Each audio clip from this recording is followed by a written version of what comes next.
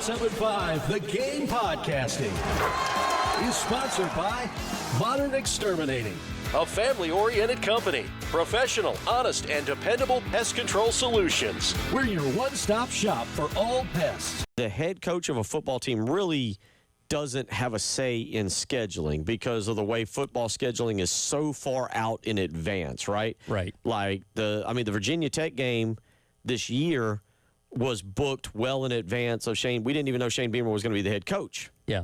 The Virginia Tech series right now that's still on is for 2036, 2037. Obviously, we have no clue.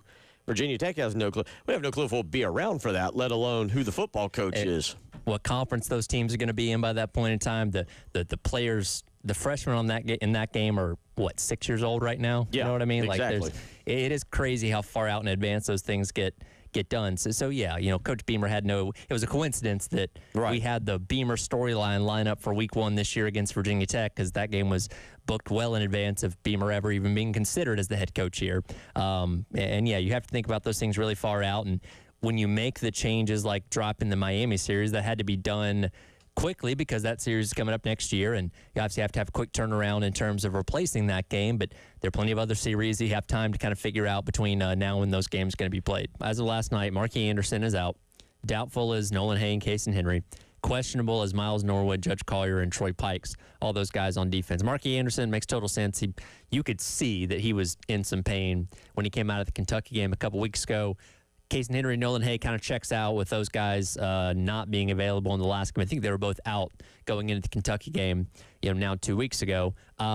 Judge Collier, he was off the injury report by the time the Kentucky game rolled around, and he was, I don't even remember what his snap count was in that game. It was very limited. They obviously didn't need him to win that game, so you felt like, all right, playing him safe. By the time the LSU game rolls around, he'll be good to go, and you're obviously going to need him to combat the receiving core that they have. So concerning that he's back on the questionable list. Miles Norwood, that kind of came out of nowhere because he was the backup for Judge Collier playing that other corner spot. So what's kind of going on there? And then Troy Pikes, who has rotated in a little bit, but hasn't been made a huge impact on the defensive line. Don't know what's going on with him either. And again, I don't know. Beamer's probably not going to say much about it tonight on the got a foot on the got a knee. Tell us the general area of the body that's hurting him, but we don't know the full details of what's ailing them. And again, for Collier, who we thought was good, ready to go, why is he now back on the report again? But the thing with Collier is, remember, and I don't know how to phrase this to be fair to all the parties involved, including Shane Beamer, because I have no problem. I really have no problem with how Will Muschamp or Shane Beamer had handled injuries. The funniest one, this is when I changed my tune on this. This is still the funniest thing is when I went to a press conference way back in the day. When I first started here, I would have to go do the press conferences over at the facility, do the morning show, and then go over there, and we'd broadcast from there.